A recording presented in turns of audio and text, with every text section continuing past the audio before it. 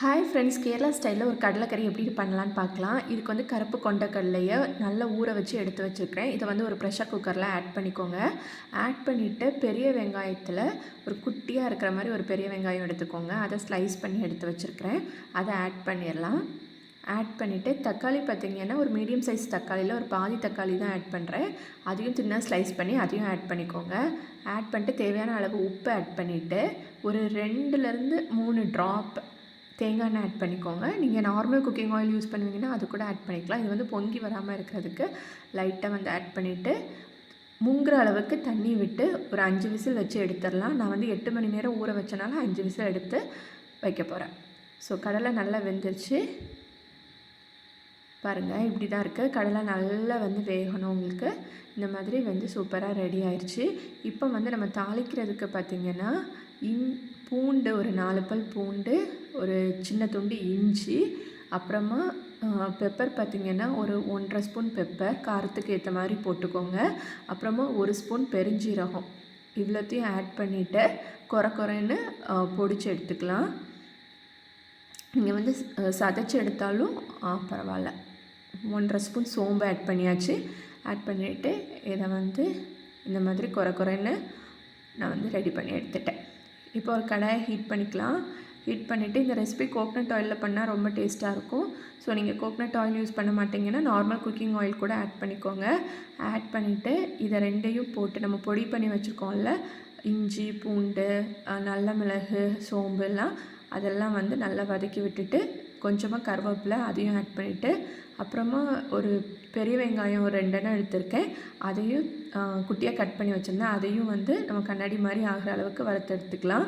அது வதங்கி இருக்க டைமில் நம்ம வேக வச்சிரோம்ல கடலை, அதுலேருந்து ஒரு 2லேருந்து 3 ஸ்பூன் எடுத்து அரைச்சி வச்சுக்கோங்க. இந்த மாதிரி தண்ணி விட்டு பேஸ்ட் மாதிரி அரைச்சி வச்சுக்கோங்க. இதுவும் நல்லா வதங்கிருச்சு. இப்போ இதில் வந்து நம்ம தக்காளி ஆட் பண்ணிடலாம். தக்காளி ஆட் பண்ணிவிட்டு நல்லா வதக்கி விட்டுக்கோங்க. நம்ம இதில் தேங்காயெலாம் ஆட் பண்ண போகிறதில்ல. பொடி பார்த்திங்கன்னா உங்களோட காரத்துக்கு ஏற்ற மாதிரி மிளகாய்த்தூள் ஆட் பண்ணிக்கோங்க. நான் ஒரு சின்ன ஸ்பூனுக்கு 1 ஸ்பூன் ஆட் பண்ணியிருக்கிறேன். ஆல்ரெடி நம்ம வந்து பெப்பர் ஆட் பண்ணியிருக்கனால பார்த்துட்டு நீங்கள் ஆட் பண்ணுங்கள். அப்புறமா கொத்தமல்லி பொடி வந்து 1½ ஸ்பூன் ஆட் பண்ணுறேன். அப்புறமா ஒரு 1/2 ஸ்பூன் கரம் மசாலா பொடி ஆட் பண்ணுறேன். இவ்வளோ ஆட் பண்ணிவிட்டு அதோட பச்சை வாசனை போகிற அளவுக்கு நல்லா வந்து வதக்கி விட்டுக்கோங்க. சேம் டைம் வெங்காயம், தக்காளி எல்லாமே நமக்கு நல்லா வதங்கி கிடச்சிரும். ஸோ இதையும் நல்லா வதக்கினதுக்கப்புறமா நம்ம வந்து வேக வச்சுருக்கிற கடலையை அந்த தண்ணியோடையே ஆட் பண்ணிடலாம். தண்ணி ஆட் பண்ணிட்டு உங்களுக்கு எக்ஸ்ட்ரா தண்ணி தேவைன்னா ஆட் பண்ணிக்கலாம். ஃபஸ்ட்டு இந்த தண்ணியோடு நான் அந்த கடலையை ஆட் பண்ணிக்கிறேன். ஆட் பண்ணிவிட்டு கொஞ்சமாக தண்ணி ஆட் பண்ணிக்கோங்க உங்களோட தேவைக்களவு. நான் வந்து 1 கிளாஸ் பக்கத்தில் தண்ணி ஆட் பண்ணியிருக்கேன். இப்போ வந்து நம்ம பேஸ்ட் மாதிரி அரைச்சி வச்சுருக்கோம்ல கடலை, அதை ஆட் பண்ணிவிட்டு நல்லா கொதிக்க விட்டிங்கன்னா உங்களுக்கு நல்ல கட்டியாக குழம்பு மாதிரி வந்துடும். எண்ணெயெல்லாம் பிரிஞ்சு வர அளவுக்கு வந்து நீங்கள் வந்து இந்த கிரேவியை வந்து கொதிக்க விடணும். இப்போ வந்து தாளிப்புக்கு பார்த்திங்கன்னா மறுபடியும் ஒரு குட்டி கடாயை வச்சுட்டு தேங்காய் எண்ணெய் ஆட் பண்ணிக்கோங்க.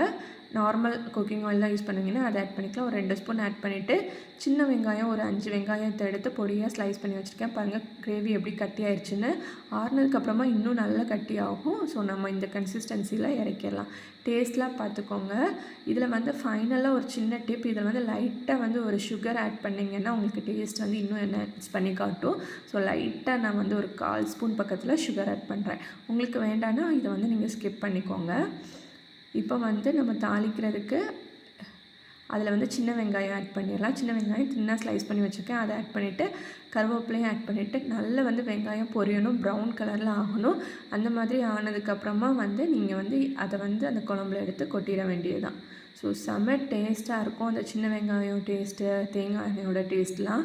ஸோ கண்டிப்பாக வந்து இந்த ரெசிபி இதே மாதிரி ட்ரை பண்ணுங்கள். செம்ம டேஸ்ட்டாக வரும். இது வந்து ஆப்பம், சப்பாத்தி, இடியாப்பம் எல்லாத்துக்கு கூட சர்வ் பண்ணலாம். எண்ணெய் பிரிஞ்சு வந்துருச்சு. அதே டைமில் எனக்கு வெங்காயமும் நல்லா ப்ரௌன் ஆயிடுச்சு.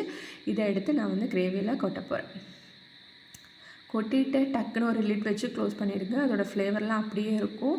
செம்ம டேஸ்ட்டாக இருக்கும் சர்வ் பண்ணும்போது. ஸோ மறக்காமல் நீங்களும் இந்த ரெசிபி ட்ரை பண்ணி பாருங்கள். எப்படி இருந்ததுன்னு ஷேர் பண்ணுங்கள். இன்னொரு அட்டகாசமான ரெசிப்பியில் உங்களை மீண்டும் சந்திக்கிறேன். இது வரைக்கும் நம்ம சேனலுக்கு சப்ஸ்கிரைப் பண்ணலைன்னா சப்ஸ்கிரைப் பண்ணி சப்போர்ட் பண்ணுங்கள். தேங்க்யூ.